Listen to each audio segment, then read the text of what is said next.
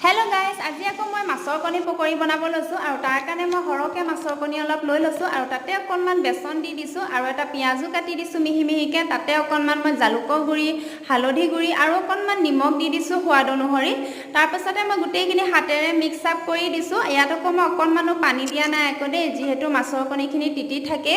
আৰু দুটামান জলকীয়াও কাটি দিছো মিহি মিহিকে ইয়াতে তাৰ পাছতে হাতেৰে অকনমানকে লৈ পেলাই মই এই কেৰাহী দি দিছো আৰু অকনমান তেল হৰকে দিছো তেতিয়া মই হৰকে বনাব পাৰিম পকৰিখিনি আৰু ইয়াক কোনেও ক'ব নোৱাৰে যে মাছৰ কণী পকৰি হয় একদম নৰমাল পকৰি নিচিনা লাগে দেখিবলৈ কাৰণে আৰু কালাৰো ধুনিয়া উঠে একদম পকৰি নিচিনাই উঠে আৰু চাবচোন যেতিয়া হিজি যায় তেতিয়া একদম কালাৰ নৰমাল পকৰি নিচিনা হৈ যায় দেখিছানে একদম নৰমাল পকৰি নিচিনা লাগিছে দেখিবলৈ কাৰণে আৰু এয়া হিজিয়ে গল এয়া প্লেটত কাঢ়ি লৈছো তাৰ পিছতে অকনমান লাষ্টত চাট মছলা দি দিছো টেষ্টৰ কাৰণে আৰু এফালে আমাৰ মাছৰ কণী পকৰি ৰেডি হৈ গল।